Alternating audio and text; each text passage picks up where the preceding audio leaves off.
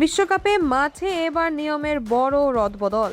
৪৮ দলের মহাযজ্ঞে ফুটবলারদের নিষেধাজ্ঞার ঝুঁকি কমাতে ফিফা আনছে নতুন অ্যামনেস্টি ফর্মুলা।